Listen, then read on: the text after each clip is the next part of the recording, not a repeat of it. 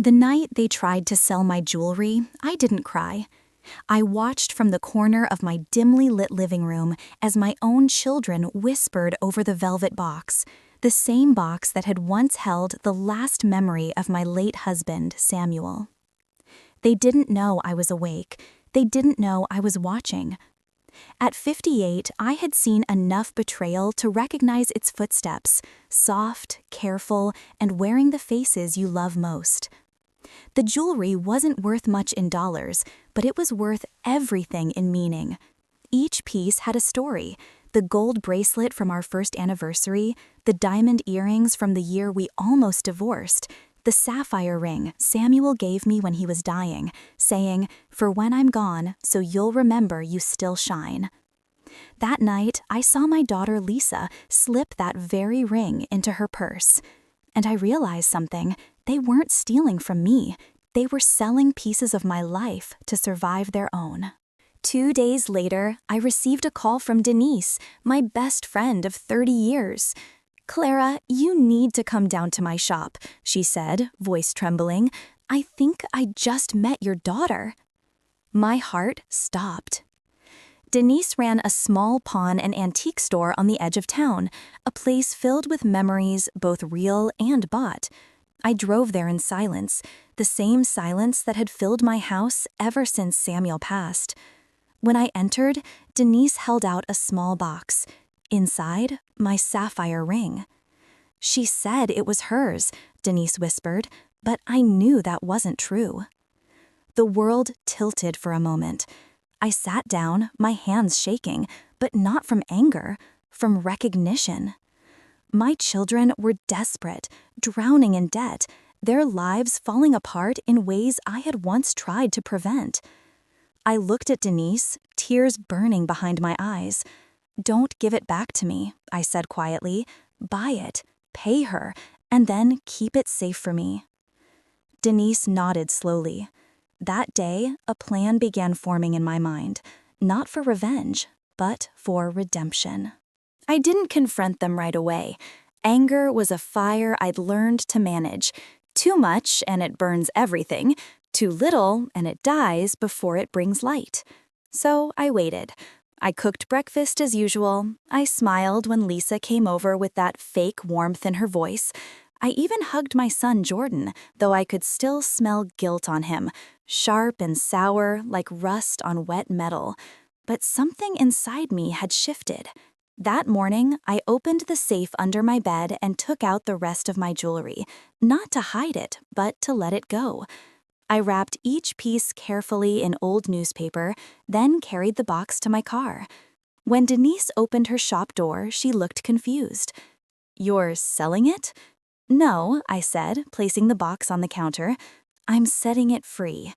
She smiled sadly. "You always were dramatic, Clara." I laughed, but it came out more like a sigh. Samuel once told me that gold only shines when it's held by someone who values it. My children don't see the gold anymore. They only see the money. Denise leaned closer. "So what now?" I looked at her reflection in the glass counter. "Now, I make them see what they threw away." That night, I called my children. "I've decided to rewrite my will," I said simply. Lisa froze. Jordan looked up from his phone. "Mom, what do you mean?" "I'm donating most of my estate, the jewelry, the savings, the farm, to a foundation for women who've been left with nothing after loss." Lisa's face turned pale. Jordan's voice cracked. "You can't do that." "Oh, I can," I said gently, "because now I know what it feels like to lose everything and still survive." The silence that followed was louder than any scream. The morning after that conversation, the house felt emptier, but freer. Silence had a new texture to it, not loneliness, but peace. I poured myself coffee, stood by the kitchen window, and looked out at the sunrise. The light spilled across the old oak tree in the yard, the one Samuel planted when we first moved here. Its roots ran deep, even though the trunk had cracks. Just like me, I thought. I spent that day packing the things that still held meaning: My mother's quilt, a photo of Samuel laughing under the rain, a small wooden cross that used to hang by our bed. Everything else, gone. I drove to Denise's store again. "Are you sure you want to do this?" she asked, watching as I handed her the last of the jewelry. "Yes," I said. "It's time to turn memories into movement." A week later, the Clara Foundation for Women in Transition was born. We rented a small office near downtown Atlanta, nothing fancy, just 3 rooms and a big dream. The first woman who walked through our door was trembling. Her name was Angela, a mother of 2, recently left by her husband with debts and no home. She had bruises she tried to hide, but I saw them anyway. When she cried, I didn't comfort her with empty words. I just held her hand and said, "You'll rise again." I did. By the 3rd month, 10 women had come through those doors. They found jobs, confidence, and, most importantly, themselves. Sometimes, at night, I'd sit in that tiny office and think of Lisa and Jordan. They hadn't called since the day I told them about the will. At first, it hurt like hell. But then, I realized, distance is sometimes God's way of clearing your path. One evening, Denise walked in holding a newspaper. "Clara," she said, "you might want to see this." Front page headline: "Local woman turns betrayal into hope. The Clara Foundation changes lives." I laughed through tears.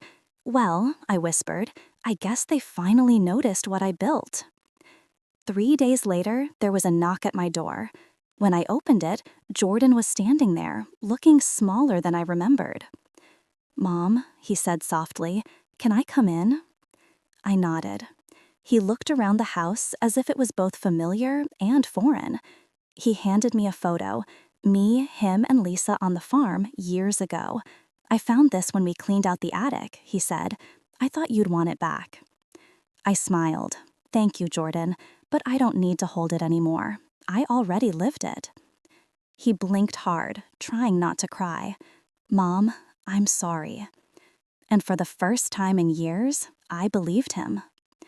That night, as I watched the stars from my porch, I thought of everything that had happened: the pain, the betrayal, the silence, and finally, the peace. I didn't get justice by punishing anyone. I got it by rebuilding myself and by helping others do the same. And somewhere deep inside, I knew Samuel would have been proud. It was a Sunday afternoon when I saw her again. Lisa. She was standing on the other side of the street, her hair tied back just like mine used to be when I was her age. I froze, clutching the grocery bag in my hand. For a moment, I thought I was seeing a ghost. Then she smiled, just slightly, and my heart remembered what forgiveness felt like. "Mom," she said when she walked closer, her voice trembling, "I didn't know where else to go." I wanted to run to her, to hold her, to tell her that no matter what she'd done, she was still my child. But instead, I whispered, "Come inside." The kitchen was quiet, except for the sound of the kettle. Lisa sat at the table, her eyes wandering over the pictures on the wall, most of them from before everything fell apart. She finally spoke. "I saw the article about your foundation. You're really helping people, Mom." I nodded, trying to. She looked down. "I didn't know you had it in you." Her words stung, not because they were cruel, but because they were honest. For years, I had let everyone think I was weak, even my own children. I took a deep breath. "Lisa, you once asked me why I stayed so long with your father." She nodded silently. "I stayed because I thought keeping our family together would protect you. But I was wrong. What protects us isn't silence, it's truth." Lisa's eyes glistened. "I hated you for leaving, Mom. I blamed you for everything. But when Dad got sick, I realized how strong you were. He said he never understood your strength until you were gone." Tears blurred my vision. "He said that?" She nodded. "The night before he passed." For a long time, we sat in silence. Then, without a word, she reached across the table and held my hand. Her touch was the same, small, warm, full of life.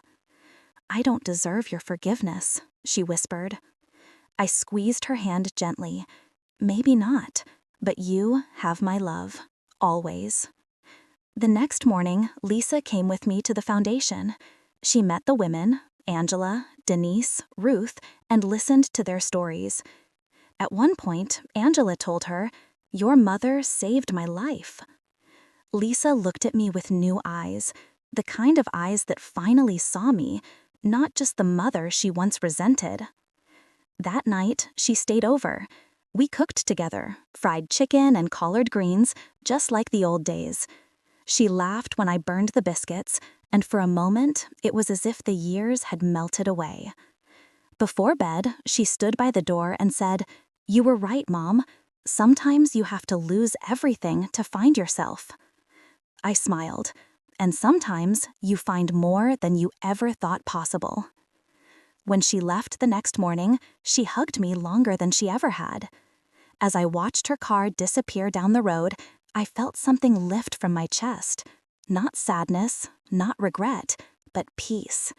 The kind of peace that comes after surviving the storm and realizing the sun was always meant for you. The morning sun poured through my kitchen window, golden and warm, the kind of light that used to make me think of second chances. Only this time, I didn't just think about them, I was living one. The idea had come to me months ago while tending to the small patch of soil behind my house. What started as therapy, a few pots of herbs and tomatoes, had turned into something much bigger. Now I stood at the edge of Clara's Hope Farm, a modest 10-acre piece of land I'd bought just outside the city. The air smelled of wet grass, the sound of roosters echoed through the trees, and for the first time in years, I felt completely alive. When I told my family about the farm, they laughed. My brother Thomas said, "Clara, you can't even keep a houseplant alive. What are you going to do with a farm?"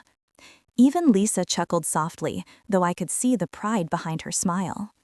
But I didn't argue.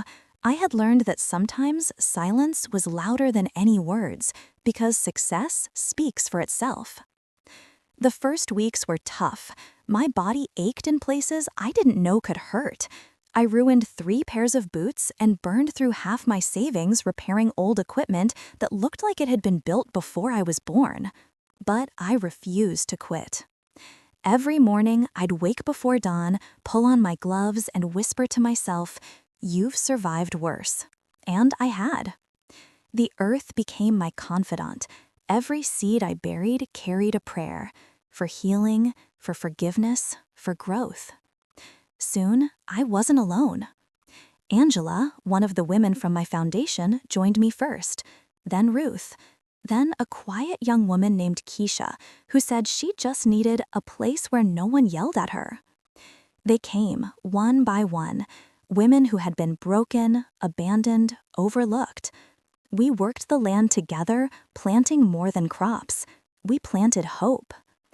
One afternoon, I stood watching them laugh in the fields, their hands dirty, their hearts light, and I realized something profound. This was never just about farming. It was about reclaiming power, one seed at a time. A few months later, Thomas came by for a visit. He stood by the gate, staring at the stretch of green that now covered the land. Rows of lettuce, collards, and beans waved gently in the breeze. "You really did it," he said, shaking his head. "I didn't think you would." I smiled. Neither did I. But I stopped waiting for people to believe in me.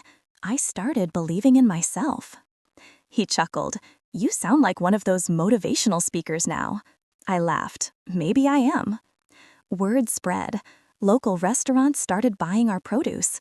A news reporter came by for a story. One day, I even caught sight of Lisa walking through the fields, helping Keisha plant sweet potatoes. When she looked up at me, her face glowed with pride. "Mom, you turned pain into purpose." That night, as the sun dipped low and the farm lights flickered on, I sat on my porch with a cup of tea.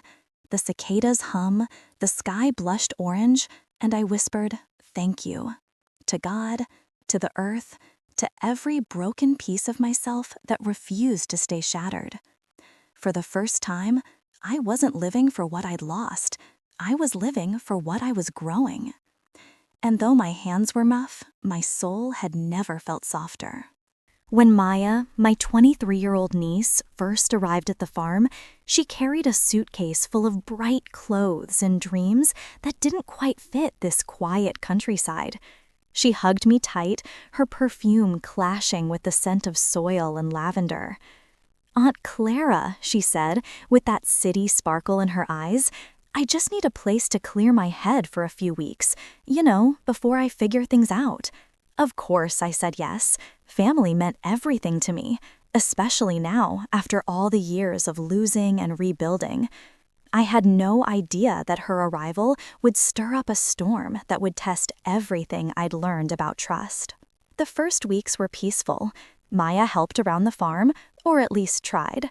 She'd take photos of herself feeding the chickens, posting them online with captions like, "Farm life is healing me." I smiled, proud that she was finding something here, even if it was just attention. But little by little, small things began to change. I noticed some jewelry missing, not the expensive ones, but the ones that mattered. My late mother's silver brooch, the pearl ring my husband once gave me before we lost everything. At first, I thought maybe I misplaced them. Old age, I told myself. But deep down, something felt wrong. Then one night, as I passed by the guest room, I heard her whispering on the phone. "No, it's real gold," she said softly. "Yeah, my aunt won't even notice. I'll send you pictures tomorrow." My heart froze. The words hit me like a storm, cold, cutting, final. I wanted to open the door right then, to shout, to ask, to cry. But I didn't. I waited. The next morning, I acted normal, made pancakes, smiled. And when she went out to take pictures by the barn, I quietly checked her room. There, hidden inside her purse, was the pearl ring, my ring. I sat on her bed, holding it, shaking. A part of me wanted to believe there was some mistake, that she borrowed it or wanted to surprise me. But her words from the night before still echoed in my head. When she returned, she saw me sitting there, the ring in my hand. "Maya," I said quietly, "do you want to tell me why this was in your bag?" She froze. Her smile faded like fog in sunlight. "Aunt Clara, I just wanted to try it on, I swear." Her voice cracked, but her eyes were restless. Not guilty, defensive. "And the others?" I asked. "What others?" she said, too fast. That's when I knew the truth. That evening, I called a friend, Denise, who ran a small antique store in town. Her silence told me everything before she spoke. "Clara, a young woman came here 2 days ago. She said her aunt asked her to sell them." "Did she sell them?" I whispered. "No," Denise said, "because I recognized your initials carved on the pendant." I hung up, sat on the porch, and cried for the first time in years. Not out of loss, but out of disappointment. It wasn't the jewelry. It was Maya. Family. Again. When she came home that night, I was waiting. I spoke to Denise, I said. Maya's face drained of color. "Aunt Clara, I can explain." "No," I interrupted. "You can't explain away trust. You can't pawn love." She began to cry, but I was too tired to comfort her, too broken to be angry. "I didn't do it for money," she said finally. "I just wanted to see if I could get away with something. Everyone thinks I'm a screw-up." She looked at me, tears streaking her makeup, and for the first time, I saw the lost little girl behind her arrogance. But that didn't erase what she'd done. The next morning, she packed quietly. Before she left, she placed the silver brooch on the table and whispered, "I'm sorry." I didn't answer. She walked down the gravel road, disappearing into the horizon like a chapter closing. The farm felt heavy that day, quiet in a way that cut deep. But as I stood by the window, I realized something. Forgiveness doesn't mean forgetting. It means freeing yourself. And maybe one day she'd find her way back, not to the farm, but to herself. 3 years had passed since Maya left. The farm had grown quieter, not lonely, but peaceful in a way that comes only after storms. The lavender fields were fuller now, the beehives buzzing with life. And me, I had learned to enjoy solitude again. Every morning, I would rise before dawn, pour myself a cup of strong coffee, and watch the first streaks of sunlight crawl over the hills. It reminded me of something my late husband once said. Sometimes, the sunrise isn't a promise, it's a second chance. I didn't know then how true that would become. One Friday afternoon, I was cleaning the porch when an unfamiliar car pulled up the dirt road. Dust trailed behind it like a ghost. A sleek black sedan, not the kind you see much in the countryside. When the door opened, I froze. It was Maya. Older, calmer, dressed not in glitter or color, but in a neat gray suit, her hair tied back, her eyes softer somehow. "Hi, Aunt Clara," she said quietly. Maya. The word felt heavy, like an old book I wasn't ready to open. She didn't rush toward me this time. She stood still, waiting for permission. Finally, I nodded toward the porch. "Come on, sit." We sat in silence for a while. The only sound was the creak of the rocking chair and the hum of bees. "You look good," she said finally. "You too," I replied, though my voice carried no warmth yet. She took a deep breath. "I didn't come here for forgiveness. I know I don't deserve that. I came to give something back." From her bag, she pulled out a small velvet box. Inside was my mother's silver brooch, the one she'd taken years ago. Perfectly polished, shining like it had been waiting for this moment. "I found it in a pawn shop in Atlanta," she said. "I tracked it down. Took me almost a year." I looked at her, at the woman she had become. There was a tremor in her hands, but not from guilt, from sincerity. She had changed.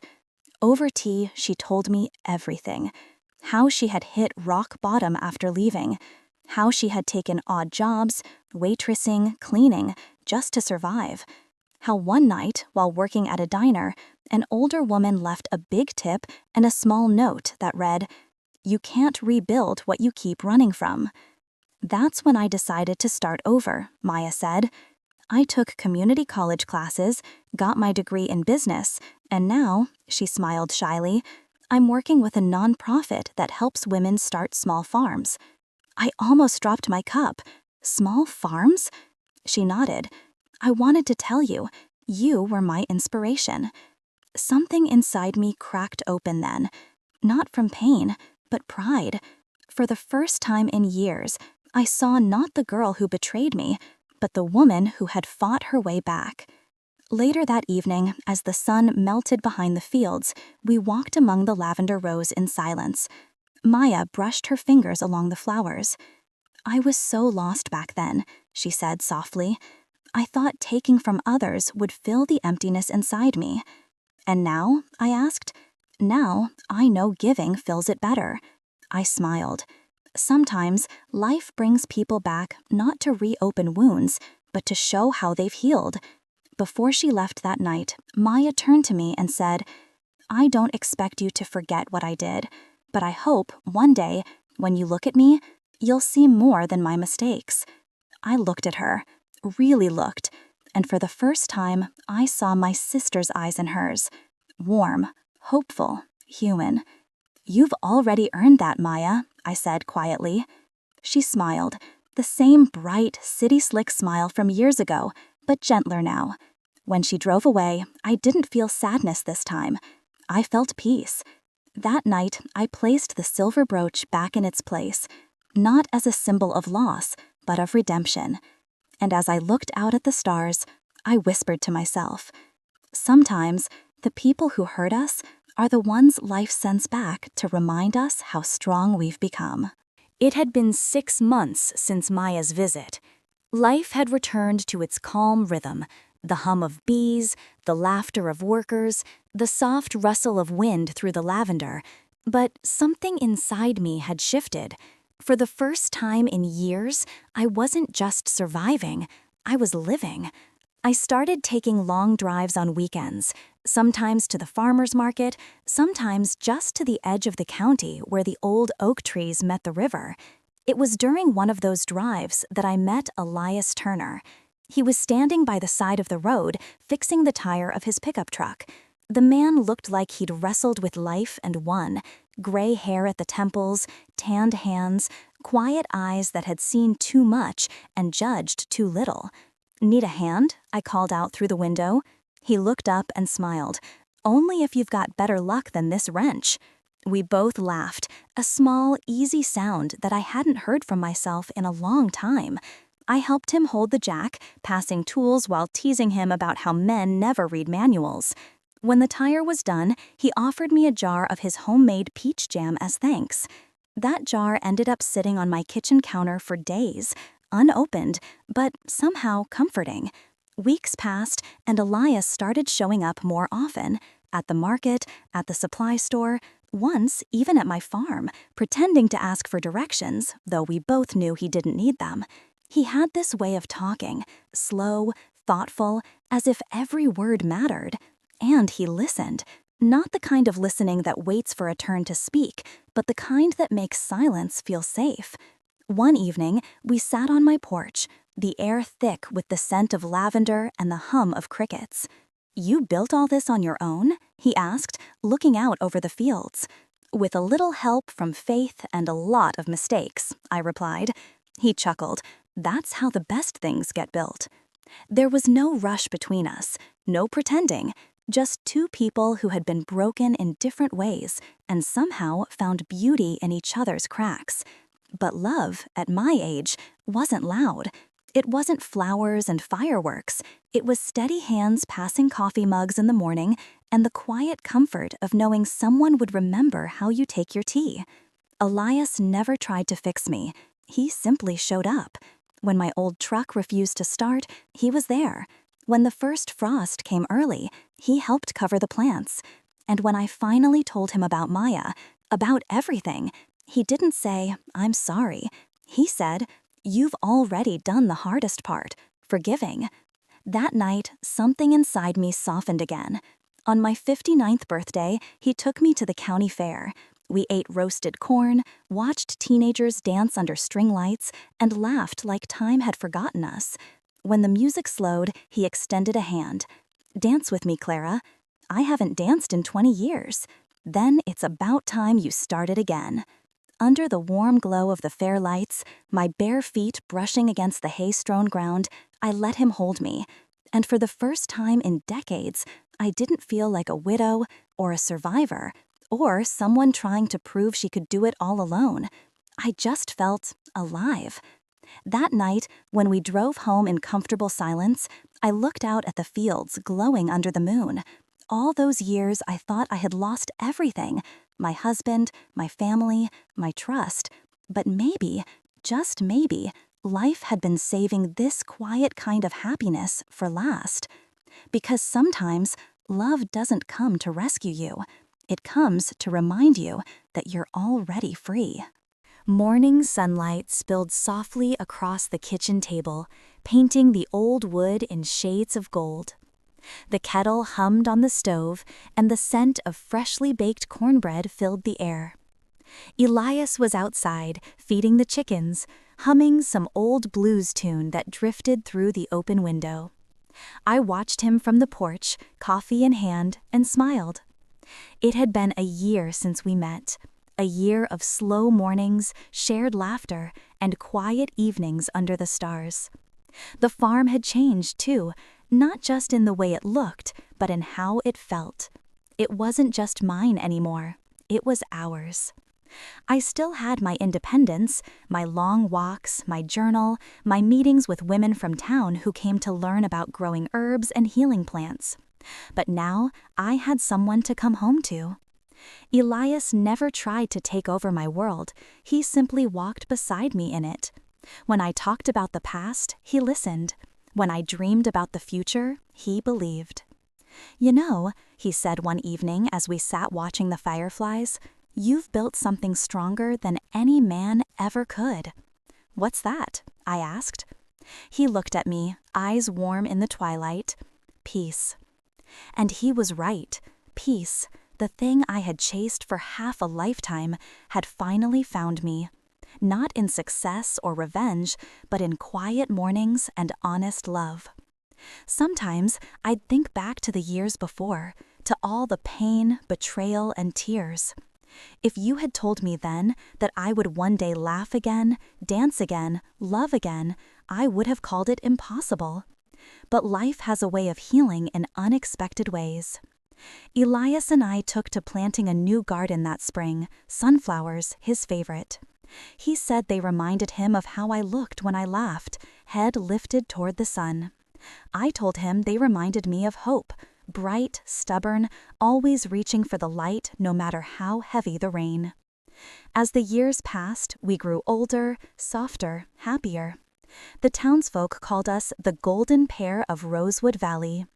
Every Saturday, we'd sell jars of honey and homemade jam at the market. People came as much for the goods as for the warmth of our smiles. When my hands trembled too much to write, Elias read to me from my old journals, stories of a woman who refused to give up, even when the world tried to take everything from her. "She sounds like someone I'd fall in love with," he'd say, winking. "You did," I'd whisper back. One evening, as the sun sank behind the hills, painting the sky in shades of amber and rose, Elias reached for my hand. His skin was warm, his grip gentle but sure. "Clara," he said quietly, "you ever think we met too late?" "No," I smiled. "I think we met exactly when we were meant to." We sat in silence after that, the kind of silence that speaks louder than words. The crickets sang, the air smelled of earth and lavender. And somewhere in the distance, the world kept turning. Now, when I look out over the fields we tended together, I don't see the pain of what I lost. I see everything I found. Love, peace, myself. Because sometimes the best endings are the ones that don't shout, they simply breathe. And as the evening light fades and Elias's laughter echoes from the porch, I know this for certain. I didn't just survive my story, I rewrote it. And this time, I made sure it had love at the end.